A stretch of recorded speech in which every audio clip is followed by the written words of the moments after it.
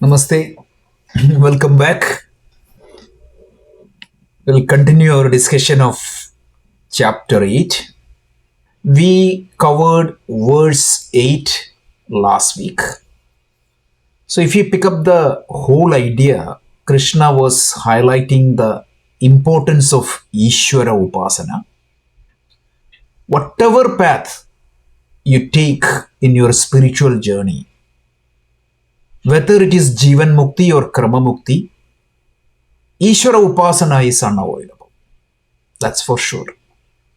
Even for a person who is interested in pursuing knowledge, Chitta Sthiti or the stability of the mind is an important prerequisite to seek the knowledge. We have seen that. So, Karma Yoga is mandatory because the Karma Yoga will purify the mind, Mala Nivritti, and Upasana Yoga is very important because it is going to take care of the Chitta Sthiti or the Vikshepa Nivritti. Karma Yoga is going to give the Mala Nivritti. It gives the Chitta Shuddhi, whereas the Upasana Yoga is going to take care of the Vikshepa Nivritti. Vikshepa means the turbulence of the mind. Nivritti means removal. So it will make the mind calm. It will make the mind controlled. With that pure and calm mind only, the Shravana Manana Nidithyasana, which is essentially the Jnana Yoga, will work. Now, the second option is if you cannot make that Jivan Mukti, or if you're not interested in pursuing knowledge, I'm only a devotee to Ishvara, there is an alternate path which will help me to bypass that karmic route and take me through a different path to Brahmaloka, and from there I get enlightenment. That is the second path, which is Krama Mukti. But why Krishna was talking about the Krama Mukti in this chapter was mainly to emphasize Ishvara Upasana. So we talked about that very systematically. And he said, what is the nature of that Ishvara you are going to meditate, or you are going to for your making upasana? He said like supreme Ishvara, self-effulgent Ishvara, and it is a divine Ishvara. That was the verse 8 said. Like some nature of that Ishvara was revealed. Paramam Purusham Divyam. That is exactly what it is. Supreme, self-effulgent, and divine. That Ishvara. And how do you approach that Ishvara? I said this verse is very important because he said you need to practice meditation. That is step number 1. If you remember the last class, we said the normal associative thinking of our mind is from one thought, another thought will come, another thought will come. So T1, T2, T3, T4, T5, and then you may come back to T1. So the first goal is you want to gain a skill to keep your mind focused on that object of meditation.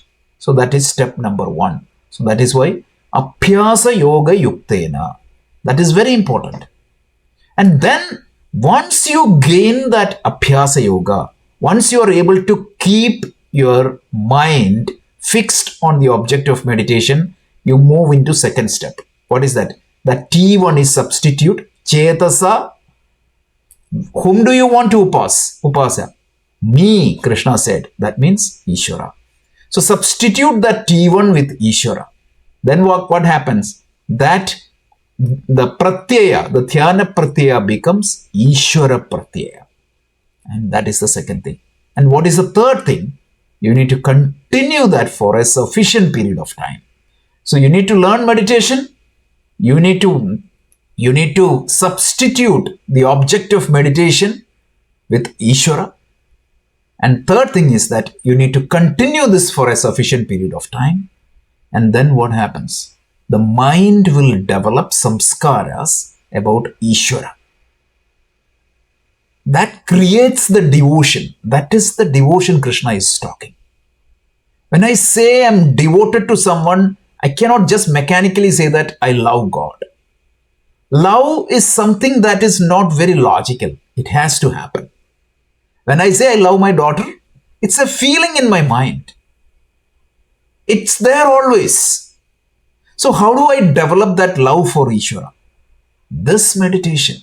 When I start meditating upon Ishvara for a sufficient period of time, consistently keeping my thinking in Ishvara, that Ishvara samskara will be developed in me, and that is what is turning into as a bhakti. So bhakti is not that something I am forcing myself into. Bhakti is what comes out of me natural, that love for God. Love for God means what? My mind is saturated with that thoughts of God. And if I cultivate that culture, it is going to happen. And Krishna says, that person is going to reach me. Please understand the difference of bhakti. Right? This is the bhakti, true bhakti, the ultimate bhakti. Now in verse 9, we started seeing that. So you wanted to meditate on that Ishvara. Who is that Ishvara you are meditating? That is what we started seeing in verse 9.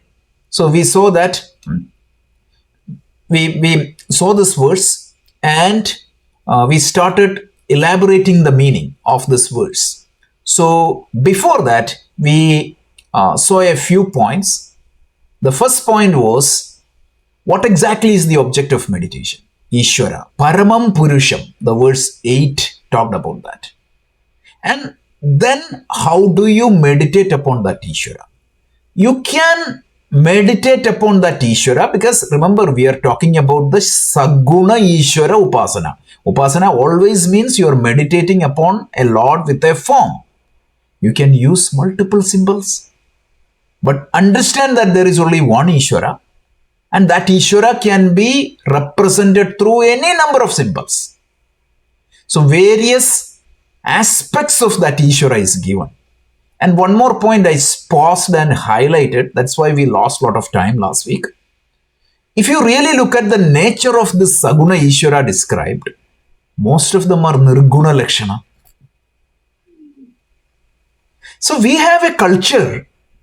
In our culture, even though Ishvara is represented in a small form, Vishnu Sahasranama, the name of Ishvara is what? Aprameya. One who cannot be objectified. And you are calling it as Vishnu. So that type of apparent contradiction is there, but it is very deliberate. Achindyam. Lilita Sahasranama, you have several such names. So cleverly you mix this Nirguna Ishvara Lakshana on the Saguna Ishvara so that eventually that goes into you. So any Sahasranama you take, you can see lot of this attribute-less name is given to an attribute, meaning a God with an attribute. The classic example is the Krishna prayer. What is the popular Krishna prayer? Satchidananda Rupaya. Satchidananda Rupa, right? That itself is contradictory. Sat means the existence of the entire universe. Chit means consciousness. Ananda means contentment. How can that be have a shape? It's impossible to put that into a shape, but you say that that is you, Krishna. So please understand that. So that's beautiful. This is not a mistake. This is very deliberately included in our culture, and you can see that many places in our culture. So this is one thing. So we talked about the integration of Saguna and Nirguna aspect in our worship. And then we saw the definitions, 4 definitions we saw, or in fact, four definitions we saw. Kavi is Krantadarshi, one who sees beyond the usual means of perception. It can be even an ordinary poet, because the famous poet, right? Meaning somebody saw a flower lying down in the ground. A beautiful poetry came out of him. Newton, when the apple fell on his head or nearby, he was able to think and discover law of gravity. So what happened? He found something which cannot be seen by other people. That is why Krantadarshi. And who is, if you take, all these are relative Krantadarshis. Human poet can see something, but his vision also has limitations and blind spots. But if there is somebody who can see everything, past, present, and future, all the laws of the universe, every mysterious thing in the universe, that is the absolute Kavi, and that is what is Ishvara is. Then the second one is Puranam, the most ancient one. The definition of the word Puranam is very interesting. It's ancient. At the same time, it appears as Navam. One of the famous university professor, I believe he is the former vice chancellor of the Mysore University, he talked about India also like that. India is very old, but it is still fresh, new. That is what Puranam. Anushasitaram, the governing principle of the universe, the intelligent order of the universe. That is one definition. There is another definition which I didn't put. The one who gives the karma phala, the one who gives the karma phala of all the actions. That is also Anushasitaram. Anuraniyam, that also we saw. The subtler than the subtlest. If you take the gold ornament, you may say that gold is the most subtle thing. But something subtler than that. If you take the atom, meaning the world of matter, atoms or the subatomic particles are the most subtlest one. Even the Ishvara is the one who gives existence to that. So it is subtler than that. So these are all brilliant names, but you call Krishna all these names. But in fact, these names goes beyond that Saguna symbol. A name that transcends beyond the symbols. But we use these names to call a particular form of Ishvara. And once again, I'm telling you, like in the Shiva Sahasranama and Vishnu Sahasranama, if you take a comparison, at least 1/3 of the names you see the same. At least. Interestingly, there is a name in Shiva Sahasranama called Vishnu, and there is a name Shiva in the Vishnu Sahasranama. So please think about this. When these Vaishnavites and Shaivites fights, how ridiculous it is. And even in 21st century in America, you see that fight. That is the saddest part. Okay, let's continue. So the next topic is Sarvasya Dhadaram. So the sustainer and supporter of all the existence. In other words, the material cause of the universe. Just like the cotton is the cause of all the clothes. Just like the clay is the cause or the sustainer of every pots. Gold is the sustainer of all the golden ornaments. So that is what it is. The sustainer and supporter of all existence. It is the material cause of the universe. That is also Ishvara. That's beautiful. Then Achintya Rupam. Rupam means form. Achintya Rupam means like inconceivable form. Look at the apparent contradiction.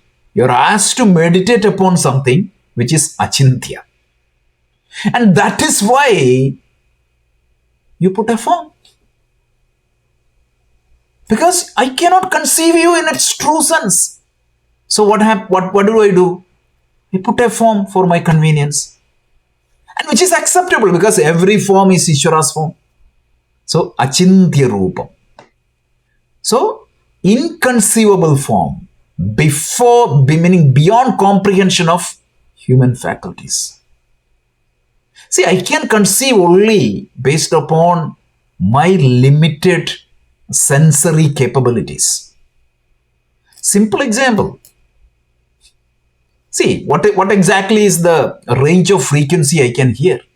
There is a lot of sound in the universe I cannot hear. There is a lot of light in the electromagnetic spectrum I cannot see. So my sense organs are pretty much limited. My mind is pretty much limited. There is no way, I can conceive that infinity. Yet, I can conceive it through a form. That is the beauty of the Saguna Upasana. So please understand that. And we are going to see this more. Then Aditya Varnam, like something like sun. It's always, our scriptures compared Ishvara like sun. They used to say that Aditya Pratyaksha Devata, Veda tells. The visible God is Ishvara. What is the nature of sun? What is that characteristics of sun which makes it like Ishvara? It is self-effulgent. Every energy source in the universe, right? When you drive your car, when you get electricity, every energy in the universe we see is indirectly coming from sun. The food we eat, we think that we made it. From where that food is coming? Energy. It is coming from sun. So sun doesn't dependent upon it. It doesn't like moon. It always borrows the light from the sun for shining. Remember Shankara's commentary, he said Pradibha and Pradibimba. Sun is Pradibha, its own skill, whereas everything else borrows from sun. So Ishvara doesn't need some other source to support it. Ishvara is self-effulgent. It not dependent upon anything else. It is not depending upon anything else for its existence. Meaning, I say it, I say she sometimes, I say he sometimes, because it's much beyond that. I have to use some pronouns. That's why.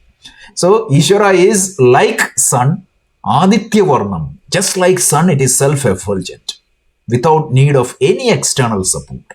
And Tamasat Parastat. Tamasat Parastat means it transcends the ignorance.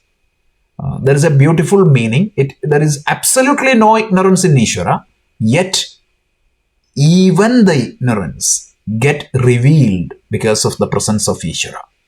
When I say that I don't know something, when I recognize darkness, that recognition happens me because of the presence of Ishvara.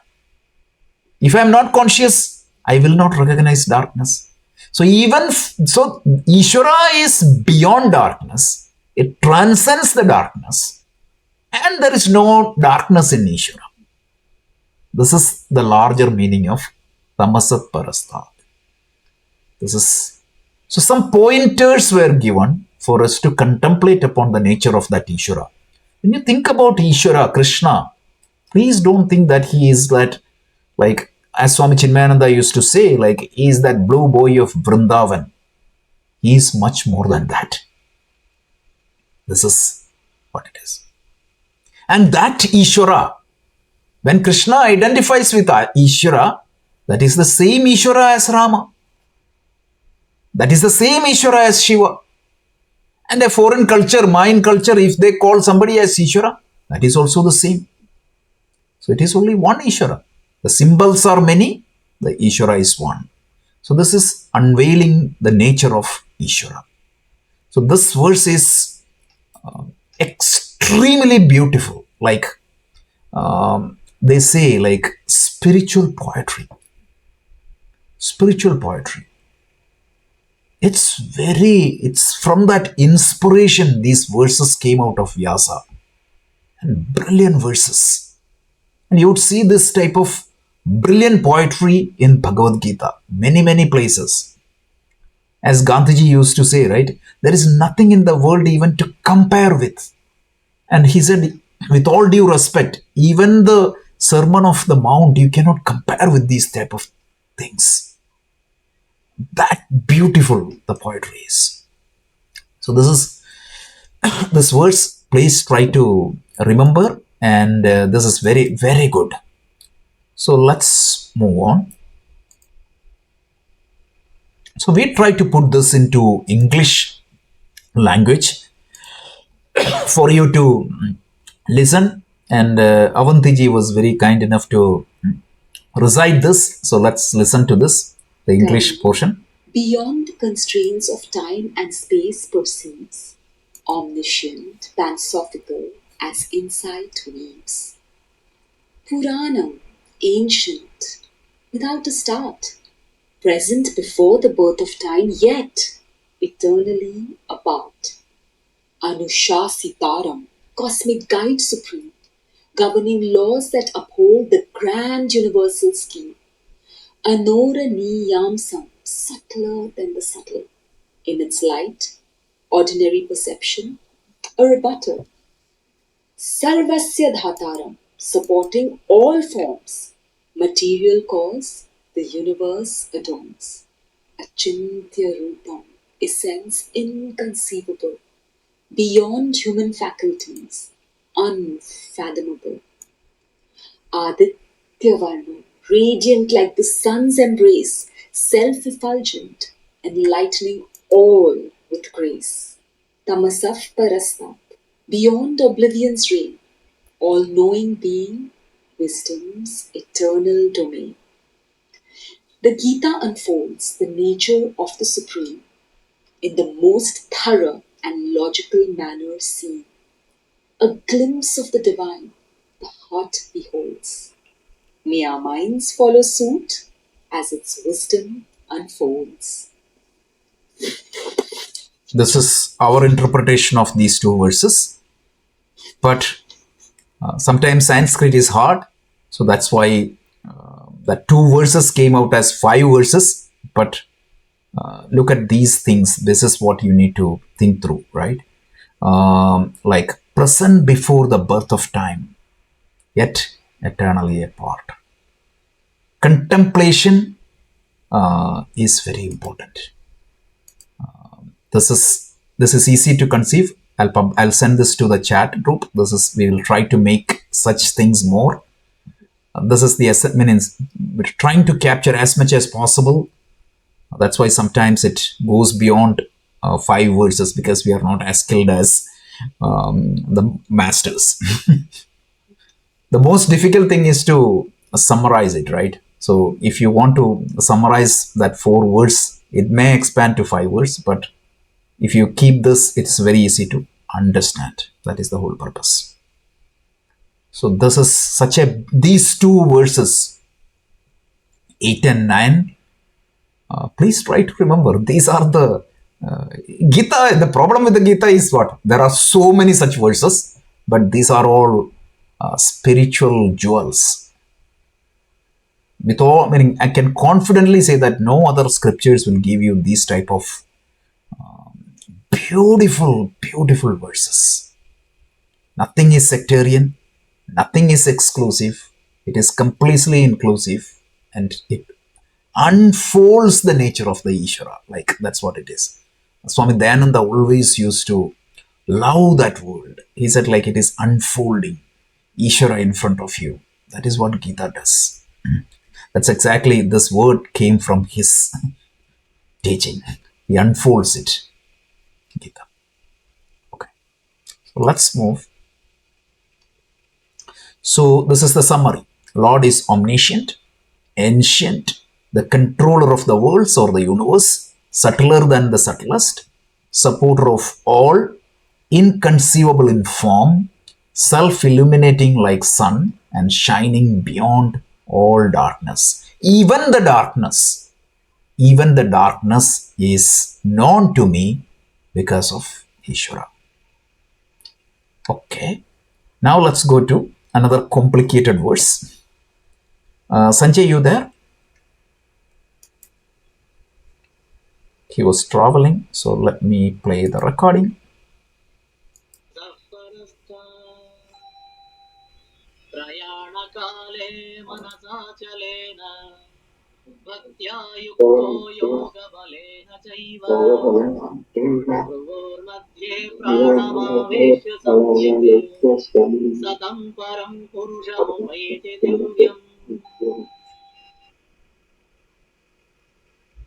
So somebody was talking, so if you can go on mute, that would be great.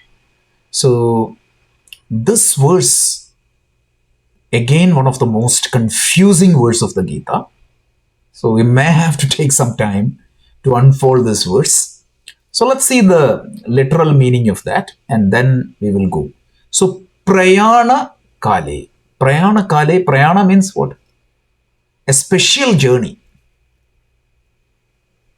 That at the time of a special journey, what is that special journey or final journey? The so-called death. The death is considered as a journey. What is that journey? The subtle body leaves the physical body. That's it. That is the journey you are talking. The subtle body, Sukshma Sharira, goes, meaning leaves the physical body.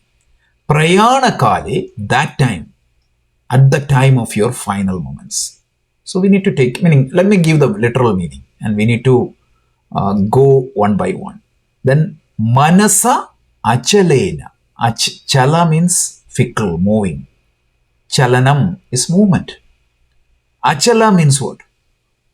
Negative of that. No movement at all. Firm, fixed. Mind is stable, fixed. How? Bhaktya yukto. By the devotion. And yoga balena. By the strength of yoga. In devotion, you keep your mind. Okay? Then what happened? Pruvor marthye pranam aveshya samyak.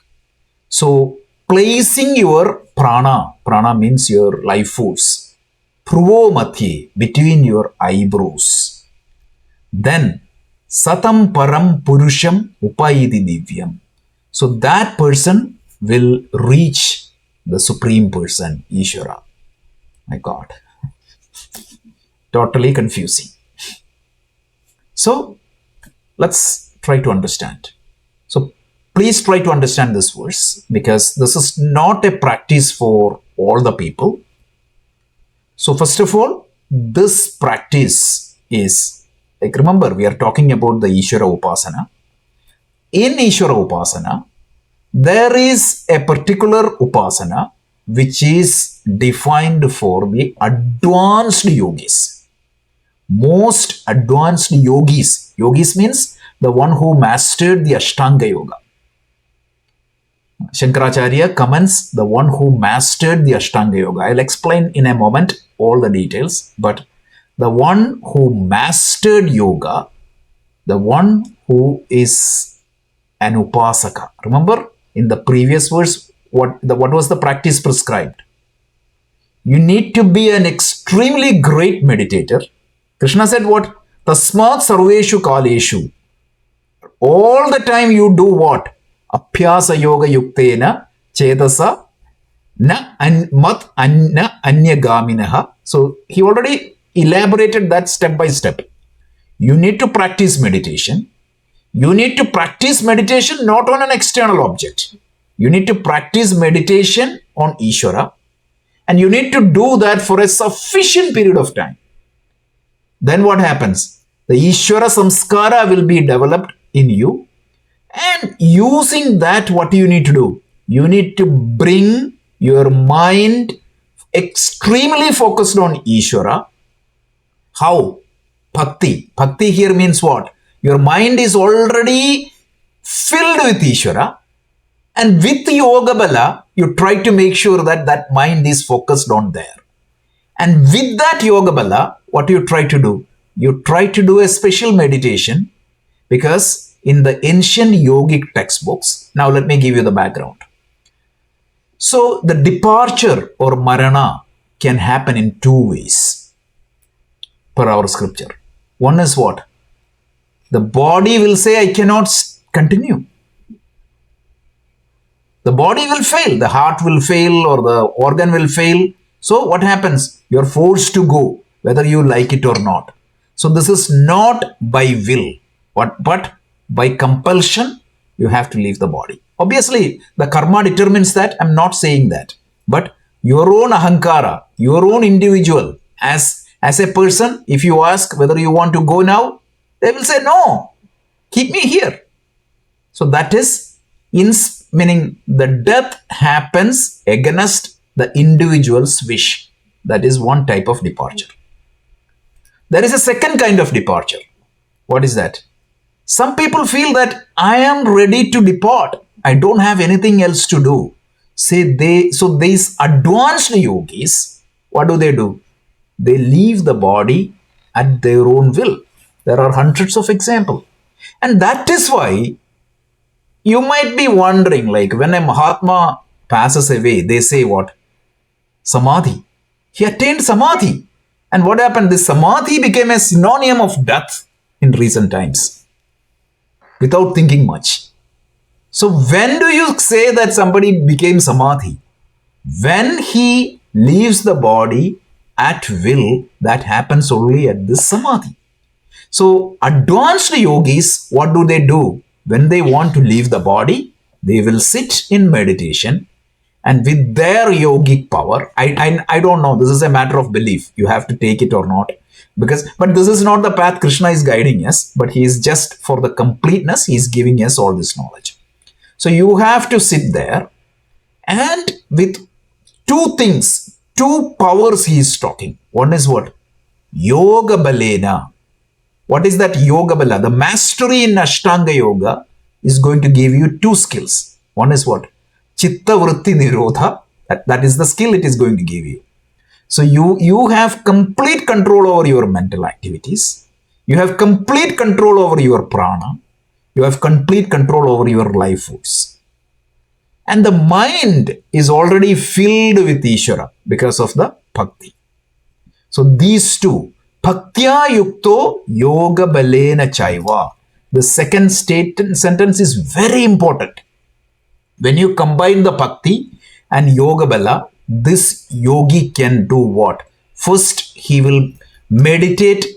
His prana is seating, meaning, and it's not written here, but I'm just giving you the yoga practice, what they say. Meaning, we'll go in when I put all the information in the slides, you can see that they think that the prana is sitting in your heart. It's symbolic representation. You feel that the whole thing is sitting here. And from there, they think that the prana is moving up here, and through this particular portion between your eyebrows, it leaves. So they leave your body at will. This is the matter of faith. It is said that Lord Rama did that. It is said that so many masters have done this. I don't know. I haven't seen anybody, but there is nothing, meaning that is what the experience of the great masters said. So when that person passes away, he will reach God. So the ultimate destination. When we say the ultimate destination, he is not going directly to self-realization. He will go to Brahmaloka. From there, he will get Krama Mukthi. So prayana kale manasa achalena. Do understand each word. Prayana kale, at the time of the departure. Manasa achalena. Mind fixed. How? Bhaktya yukto. Bhaktya yukto means because of your love for the God. That cannot happen now. If I started calling God for the first time, it will not happen. Throughout the life, that's what I said, like that is a feeling. Right? If you say you go and love X, Swami Chinmayananda used to say, right? You cannot go to a street or a junction and randomly pick up a male and female and two kids and call it as a family. It has to happen. That feeling has to happen. So this bhakti is not something intellectual. It has, like, you love your child. You love your country. Is that intelligence? No, it's a feeling. Why? Because my mind is saturated with that thought about that child or the country. So you're cultivating that bhakti throughout the life, like a Mirabai, right? All these people, like, whatever they see is Ishvara. And bhaktya yukto, and you need yoga bala. Each word is like a sutra here. Yoga bala, with the power of yoga, because without yoga, here Ashtanga yoga is absolute must. For the normal path, you can skip the Ashtanga yoga, you can do the Karma yoga, Upasana yoga and come here. Here, you need to practice Ashtanga yoga. You need to have that pranayama skill. You need to have that all these samadhi skill. All you, meaning with that, what do? You bring your prana here in the between the eyebrow and leave the body at will. So first thing you need to ground here is, this is not, that's why I started by saying that the death or the prayanagala can happen in two ways. One is your own will, the other one is the time comes. Sannihite kale, Shankaracharya tells, when that final moment comes, I'm not waiting for that final moment. I am doing that at my own will. So this is applicable only to advanced yogis. So that's very important. So let's try to see a little bit more detail.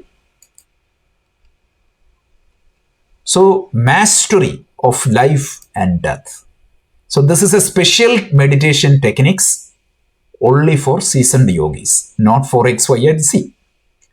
The yogi possess, this yogi, anybody who is even attempting, they possess the ability of his own prana, 100%.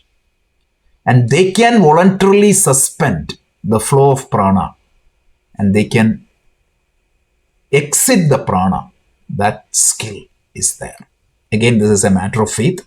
Then, so this demonstrates their mastery of life and death through the yoga, such yogis. So intended for those who choose to realization or those choose to die. Requires mastery of Ashtanga yoga. These are the pointers. And when some yogi exit the sthula sharira in this manner, how do they do? We said meditation, right? What type of meditation? Mastery in Ashtanga yoga. You do the Saguna Ishvara Upasana. So you start with Dharana. What is Dharana? Dharana, you're trying to focus on Ishvara. The thought will go. At least you're attempting it. Then it converts to Dhyana. Dhyana means what? You know that your thought has gone, so you can bring it back. And finally, what is going to happen? You get absorbed in the object of meditation. So here I'm meditating on Lord Shiva. Dharana means I'm trying to focus on Lord Shiva. I don't know, my thought will go away. I don't know. I am not even recognizing that. When it becomes dhyana, I am focusing on Lord Shiva, but my thought will go, but at least I know that the thought has gone. I can bring it back. And after some time, this dhyana becomes samadhi. Samadhi is two samadhi, right? One is called savikalpa samadhi and the other one is called nirvikalpa samadhi. If you strictly go with the Ashtanga yoga or the Yoga Sutra name, it is called Samprajnada Samadhi and the Asamprajnada Samadhi. So in Samprajnada Samadhi, the difference is you are completely absorbed in Lord Shiva, but you know that you are meditating on Lord Shiva. This is Samprajnada Samadhi. But after a period of time, what happens? The Samprajnada Ishvara Upasana becomes Asamprajnada Ishvara Upasana. What does that mean? I forget about myself. I don't know anything. I don't even realize that I am meditating. Whereas dhyana, I know that I am meditating. But what happens? I see Lord Shiva. Swami Dayananda Saraswati brilliantly explains this. He say, imagine a picture in your mind. In that picture, you know that you are seeing Shiva, like a picture. But when becomes Asamprajnada Samadhi, what happens? The pictorial aspect is gone, you are gone. The thought, there is only one thing, Shiva, Shiva, Shiva. So this yogi has gone to that level. This is not ordinary, people can do this. So we are talking about, the word Ashtanga Yoga means big here. He's talking about the Asamprajnada Ishvara Upasana. At that stage, what happens? That is why when he leaves the body in that Asamprajnada Samadhi stage, that is why people used to call it as he became Samadhi. And eventually, any Mahatma dies, people say that he is Samadhi. And then some people started calling samadhi as death. Remember in our Yoga Sutra class, somebody was asking, why samadhi is called used as synonym for dying? This is the reason. So this is mastery over life and death. Let's continue.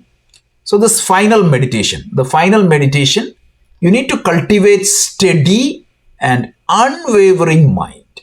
It is essential for the meditation practice, right? Prayana kale manasa achalena. This is the English translation of that. Then this yogi's mind should be completely immersed in Ishvara, the Supreme Being. Bhaktya yukto. That is the second line. This is the English paraphrasing of that word. Bhaktya yukto. Then what? Yoga balena. Strength and stability required by the practice of Ashtanga yoga, Patanjali's yoga. And this Ashtanga yoga, it is the popular 8 limbs of yoga. It is the systematic and comprehensive approach for the spiritual growth and also this self-realization.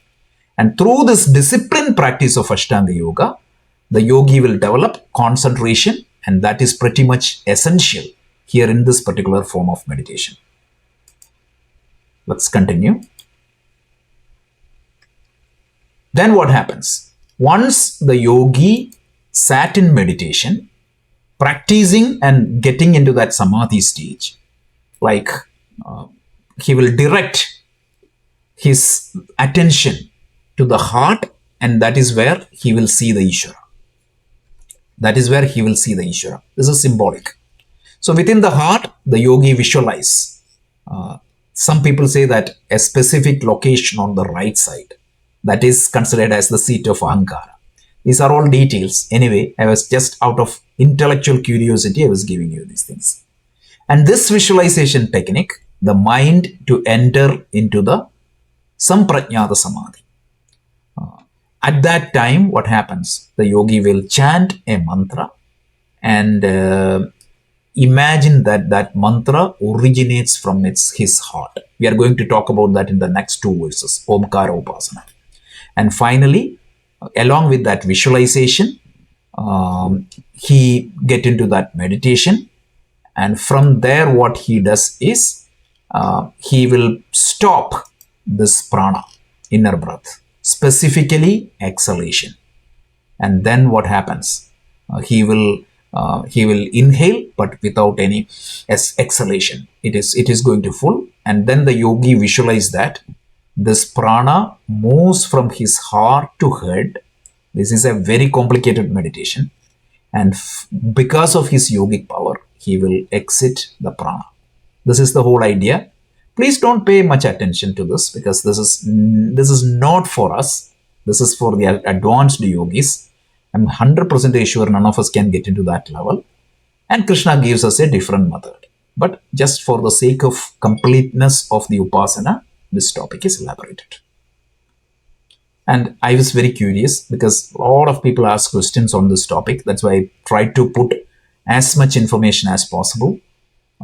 If anybody is interested in more details, talk to me offline. This is there. But Shankaracharya, whatever Shankaracharya tried to cover, I tried to cover here. Only thing is that he talks a little bit about on the asana, etc., which is not very significant. This is that final meditation. So the summary: with the steady mind, with devotion, and with the yogic power, holding the prana in the center of your eyebrows, one should meditate Ishvara. He or she attains the steady state of liberation through the Krama Mukthi path. Devotion to Ishvara and Ashtanga Yoga are the key prerequisites for this. So that completes verse 10. So we covered verse 9 and 10. I think we can stop here.